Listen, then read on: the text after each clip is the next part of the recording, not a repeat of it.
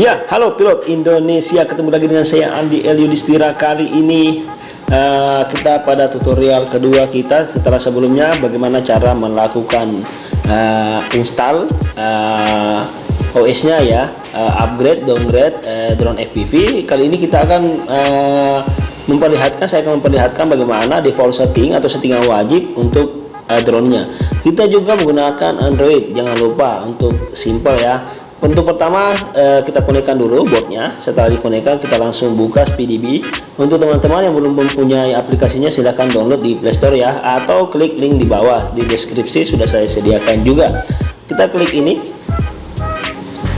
skip ya, kita klik yang, karena saya menggunakan OTG ya, kita STM32 driver ya. Oke, setelah masuk tampilannya akan seperti ini. Untuk kolom atas itu untuk memperlihatkan headingnya ya. Kita bisa melihat arah rotasinya dan kiri kanan apakah sudah betul apa tidak. Kita bisa tahu dari sini ya. Biasanya untuk pertama kali kita harus melakukan kalibrasi akselerometer di sini.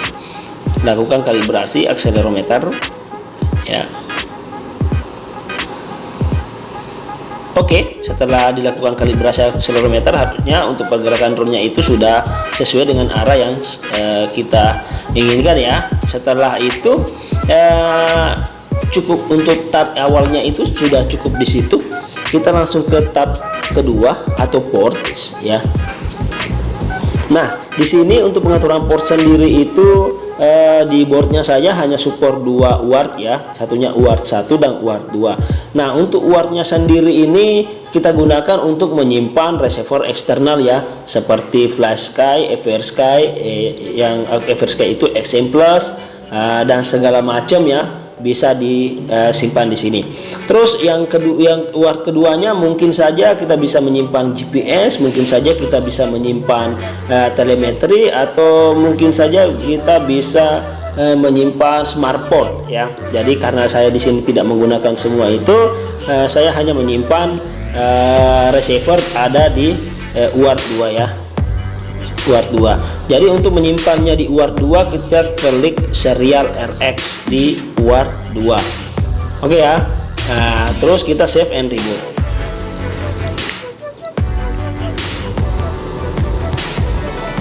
Oke, setelah UART 2 nya sudah berhasil kita simpan, akan seperti ini. Jika teman-teman menyimpan telemetri atau yang lain, kita bisa lihat di sini ya. Telemetri bisa dilihat di UART 1, seumpama apakah menggunakan smart port juga bisa disimpan di sini. Atau mungkin kita menggunakan GPS, kita pilih sensor GPS di UART 1 jika memang menggunakan UART 1 ya. Ini UART ini tempat penyimpanan untuk sensor ataupun telemetri. Kalau telemetri tergantung telemetri apa. Kalau smart port mungkin VTX atau FrSky telemetri dan yang lain ya.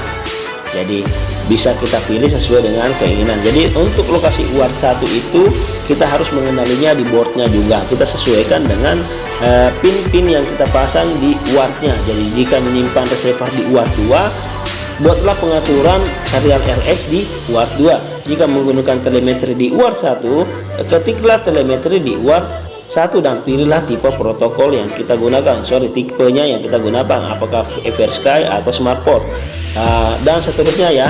Karena saya tidak menggunakan itu semua, jadi saya hanya memilih serial RX di UART 2. Kita lanjut ke pengaturan selanjutnya. Oke, konfigurasi di sini akan lebih panjang.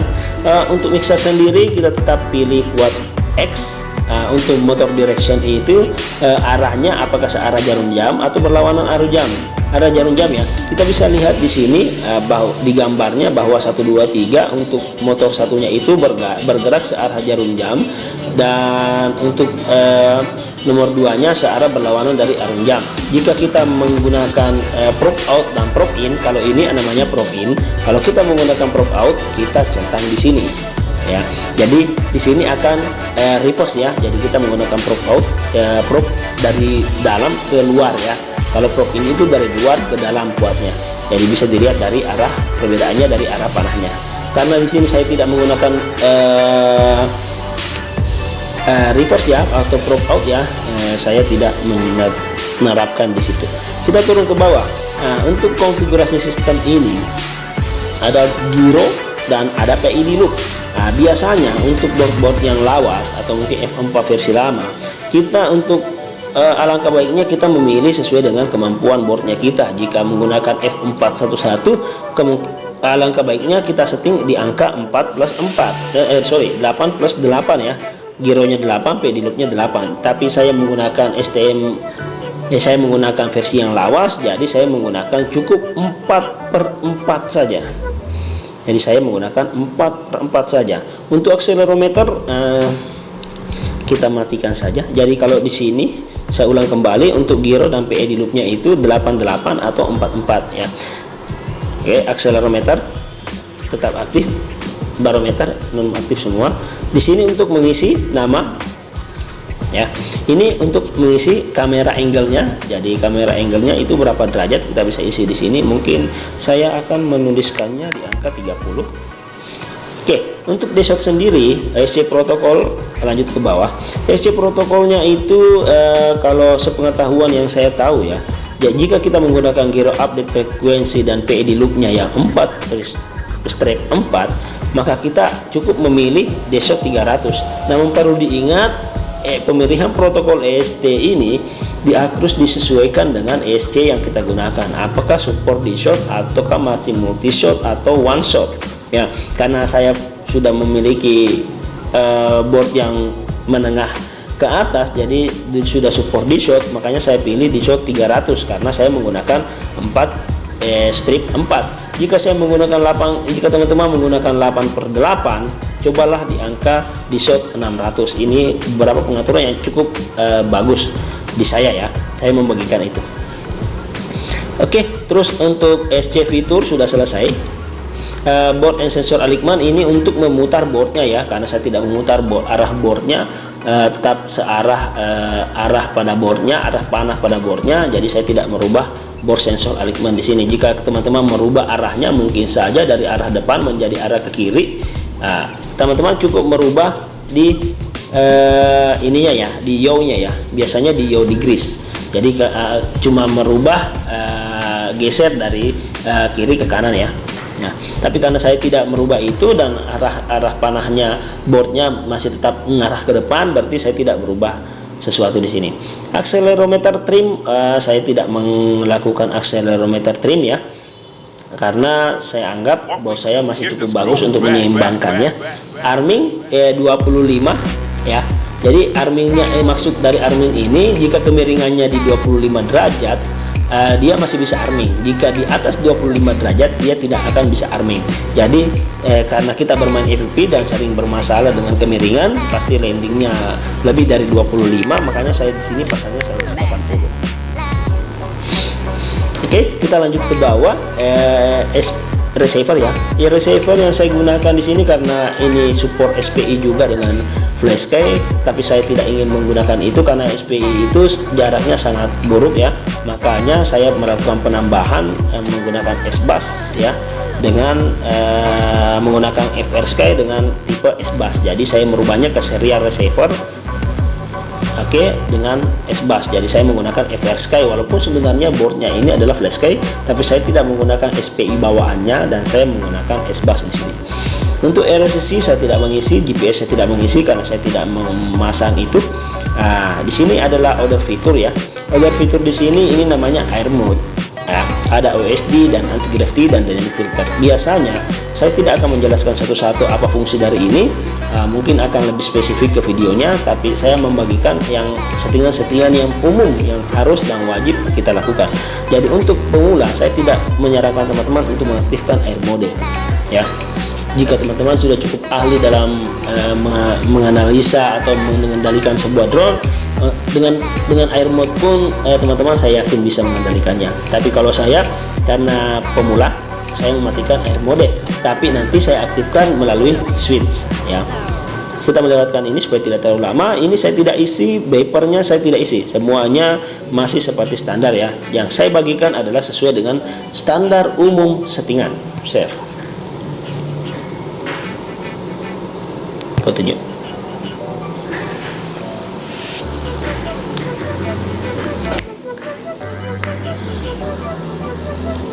Oke, setelah kita melakukan settingan pada itu, untuk baterainya sendiri saya tidak merubah di sini karena bawaan dari Betaflight-nya sendiri sudah cukup bagus ya, makanya saya tidak merubah di sini. Untuk di sini file save ya, file save-nya itu juga saya tidak gunakan. Yang jelasnya saya lebih menyarankan teman-teman untuk stage 2 settingnya saja untuk memilih drop ya. Jadi jika teman-teman menggunakan GPS, pilihlah GPS rescue ya, tapi karena saya tidak menggunakan GPS, makanya saya pilihnya drop ya. Ya, drop adalah sebuah perilaku di mana pada saat dia fail safe dia akan menjatuhkan dirinya.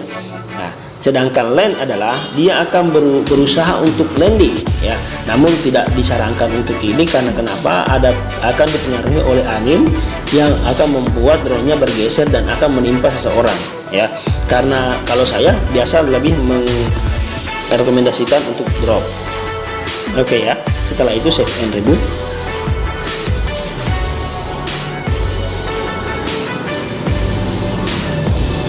Oke, setelah itu kita masuk ke PID tuning ya. Nah, saya sedikit untuk teman-teman yang ingin melakukan pengesettingan di sini di PID tuning, saya meminta untuk teman-teman yang tidak terlalu mengerti untuk tidak melakukan settingan di sini ya. Karena kenapa? Ini akan mempengaruhi gaya dari setting dari drone-nya teman-teman. Jadi kalau saya bawaan dari Betaflight itu sudah cukup mumpuni untuk hampir semua tipe drone race, cinematic dan lain-lainnya ya, kecuali teman-teman memang sangat mengerti. Oke, untuk ini saya tidak akan mengajarkan teman-teman untuk merubah ini karena kenapa, ini tidak terlalu butuh teman-teman lakukan kecuali teman-teman betul-betul sudah expert ya. Namun di sini saya akan sedikit merubah pada throttle ya. Throttle di sini, menu throttle di sini kita bisa melihat midnya itu 0,5 dalam artian posisi hover drone-nya teman-teman itu berada di 50% gun ya. Harusnya normalnya memang seperti itu. Untuk expo saya menyarankan teman-teman untuk bermain di sekitar untuk membuatnya lebih smooth pada penerbangan dan tidak terkesan kaget ya, kalau digas sedikit langsung laju terlalu tinggi, dan kalau kita kurangin throttle-nya menjadi ingin drop ya.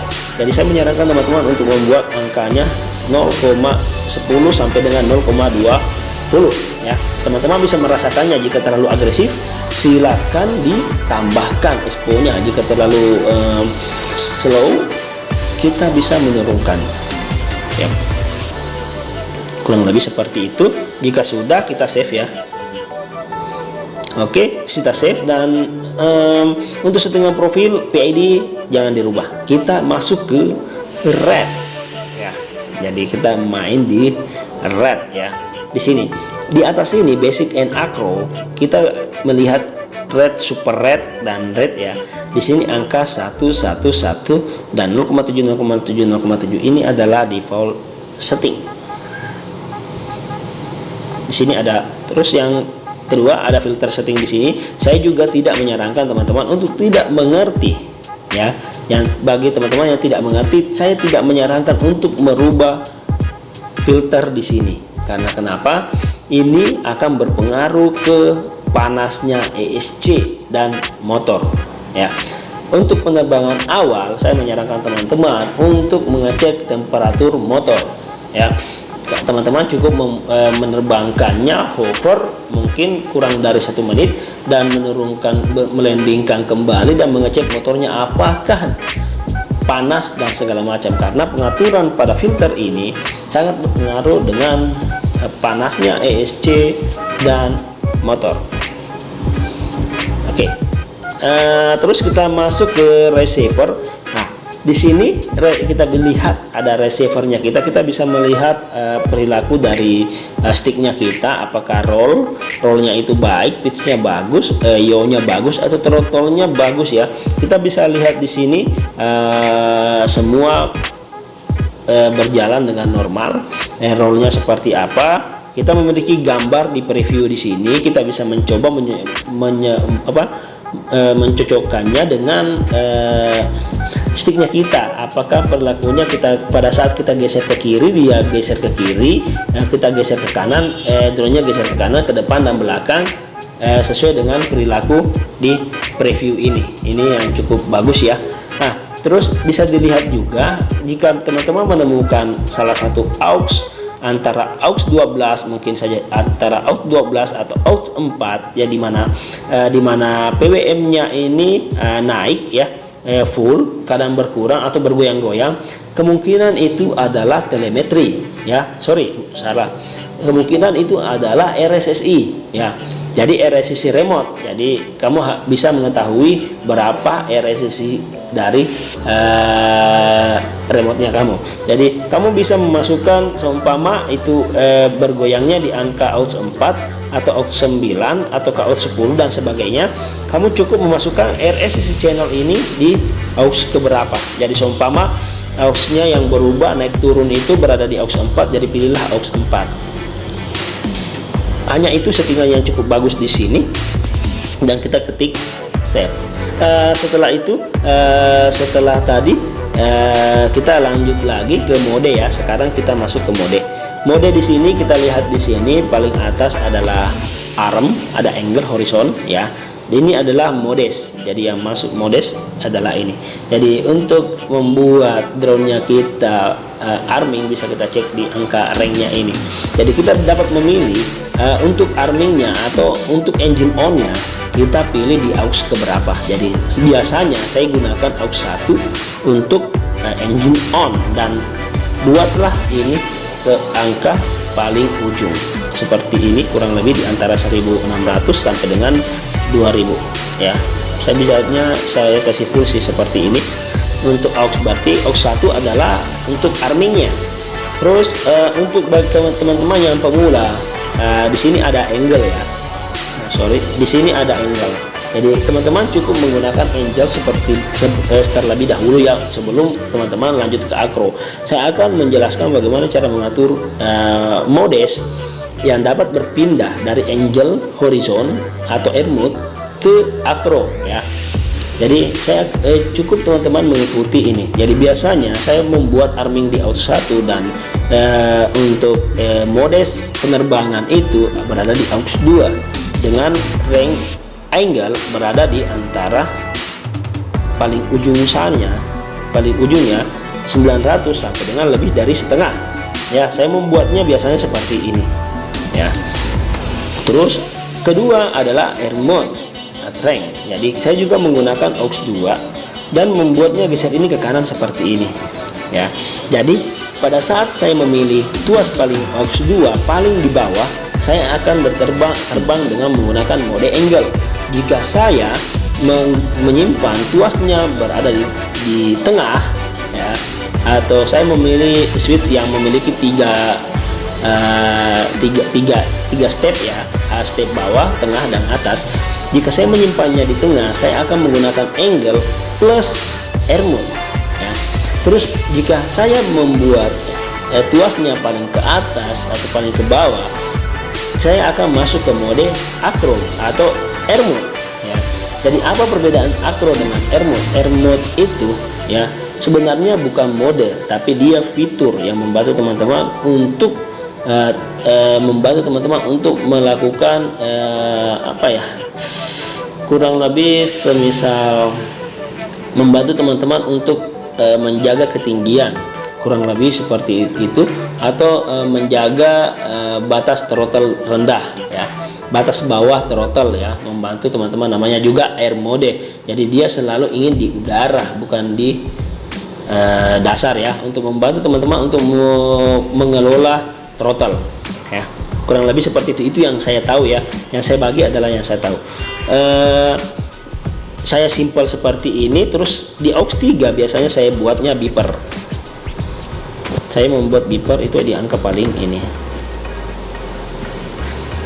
seperti ini ya. Nanti kalau beepernya diaktifkan paling atas, dia akan aktif dan bunyi ya.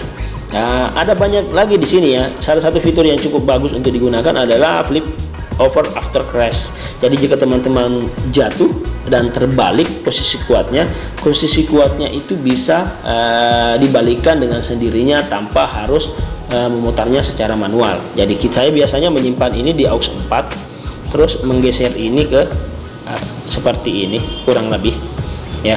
Jadi pada saat kuatnya terbalik, saya cukup matikan arming, terus aktifkan switch 4 ya, terus saya melakukan arming dan menggeser kemiringan berusaha untuk membalikan kembali drone-nya. Dan setelah itu matikan throttle lagi, terus matikan juga aux 4 dan terbanglah seperti biasa. Jadi hanya itu yang saya lakukan di sini dan klik save.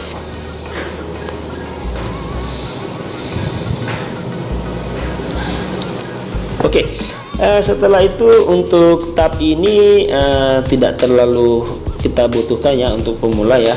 Untuk GPS pun tidak butuh juga karena saya di sini tidak menggunakan GPS. Terus di sini untuk motor ya. Jadi motor ini gunanya untuk mengecek putaran motornya ya. Kita bisa mengecek putaran motornya dari motor 1, 2, dan 3. Kita juga bisa mengecek arah putaran motornya sesuai dengan gambar yang di sebelah sini ya, di bawah motor ya. Jadi motor 1 itu harusnya searah dari jarum jam, dan motor kedua itu berlawanan arah jarum jam, dan 3 itu berlawanan arah jarum jam, dan nomor 4 itu searah dengan arah jarum jam. Kita memastikan di sini apakah putarannya betul dan urutan motor posisinya juga sudah betul. Inilah tabnya. Jadi cara untuk mengeceknya itu adalah teman-teman cukup memastikan bahwa probe-nya tidak terpasang, memasang baterainya, dan switch ini diaktifkan dan silahkan diputar. Ya, setelah diputar di sini, harusnya motor 1 akan berputar sesuai dengan tingginya arming yang teman-teman lakukan. Jika sudah sesuai dengan sesuai dengan urutannya dan arah putarnya, saya anggap ini sudah selesai. Jika salah satu motor arah putarannya berbeda ya, atau mungkin urutannya yang berbeda tidak sesuai dengan gambar, nanti pada video yang lebih detail saya akan mencoba menginformasikan ke teman-teman bagaimana cara merubah tanpa harus merubah solderannya ya. Itu bisa dilakukan, tapi karena saya tidak bisa menyampaikan ke sini ya, kalau saya lakukan di sini videonya jadinya panjang sekali ya. Jadi saya akan lebih detail. Saya anggap semuanya berjalan seperti semula. Jika teman-teman melakukan solderan pada urutan yang benar, motor 1 dengan motor 1, motor 2 dengan motor 2, motor 1 dengan ESC1, maksud saya motor 2 dengan ESC2, harusnya urutan dan solderannya cukup pas ya.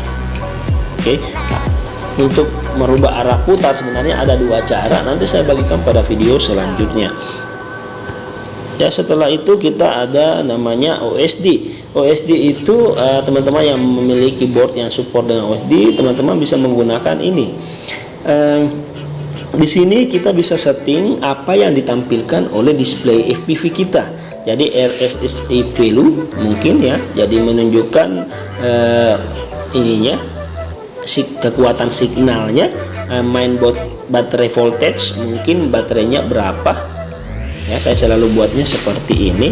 Play mode, mungkin kita main di mode apa ya. Terus craft name, mungkin menuliskan namanya teman-teman bisa juga ya, ada di settingan konfigurasi tadi kalau memang mau ini ya. Terus yang lain juga mungkin average voltage-nya, kalau saya sih butuh ini, biasanya saya simpan di sebelah sini, bisa berdampingan dengan throttle-nya. Jadi berdampingan dengan baterai ininya. Jadi jika teman-teman anggap ini sudah cukup, parameter ini sudah cukup, ada banyak sekali ya, ada GPS dan segala macam. Tergantung kebutuhan teman-teman, kalau mau posisikan dia di mana ya, tergantung dari teman-teman saja. Setelah teman-teman sudah mengatur ini sedemikian rupa, silahkan klik save. Saya rasa sudah tidak ada ini black box untuk mengetahui rekaman penerbangannya teman-teman yang support black box ya. Kalau board saya belum pernah ada yang support black box, ini juga belum ada. Ini juga VTX, untuk memilih VTX. Oh, ini tabelnya untuk memilih VTX ya. Jika teman-teman menyambungkan VTX teman-teman ke smart audio, teman-teman bisa memilih CH-nya dari sini. Wah, cukup bagus ya. Powernya juga bisa dipilih di sini. Bisa memilih bandnya berapa, CH berapa ya. Ini cukup bagus saya bilangnya ya. fitur ini. Terus di sini yang terakhir adalah CLI. CLI itu adalah kalau di komputernya kita Windows itu namanya CMD ya. Jadi sebenarnya pengaturan itu bisa dikontrol lewat sini, namun kita harus menghafal perintah-perintah yang harus kita ketik untuk memerintahkan penyimpanan atau settingan konfigurasi yang kita inginkan. Namun karena keterbatasan ingatan, kalau saya pribadi bilangnya seperti itu, kita tidak bisa menghafal semua rumus yang ada, tidak kita bisa menghafal semua settingan yang ada, makanya kita langsung melakukan settingan langsung di tab konfigurasinya. Di sini nantinya saya akan mengajarkan juga beberapa perintah-perintah CLI yang cukup bagus untuk teman-teman ketahui pada video selanjutnya, karena akan membuat videonya ini semakin panjang ya. Info atau status ya, kita coba-coba. Ini bisa melihat MCU-nya ya. Kita lihat di sini ada banyak, di sini 411 dan segala macam. Oke, mungkin itu saja, sudah tidak ada lagi yang bisa kita setting lagi. Kita cukup menyetingnya semua sesuai dengan yang tadi yang saya berikan. Itu adalah basic setting yang teman-teman bisa lakukan. Tidak ada perubahan, maksudnya sesuaikan dengan kebutuhan teman-teman, sesuai dengan spesifikasi drone yang teman-teman punya. Selama settingannya yang tadi kita ikutin, harusnya drone-nya itu sudah bisa terbang ya. Namun beberapa hal mungkin saja jika teman-teman menemukan kendala atau hal-hal mungkin saja yang saya lewatkan, ada yang mungkin saya lewatkan dalam tutor kali ini, teman-teman sih bisa menghubungi saya lewat WA, saya tampilin di deskripsi di bawah.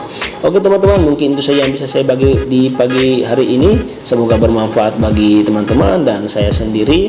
Tetap terbang secara aman dan perhatikan aturan-aturan yang berlaku di lokasi teman-teman, dan selamat terbang yo, dan thank you.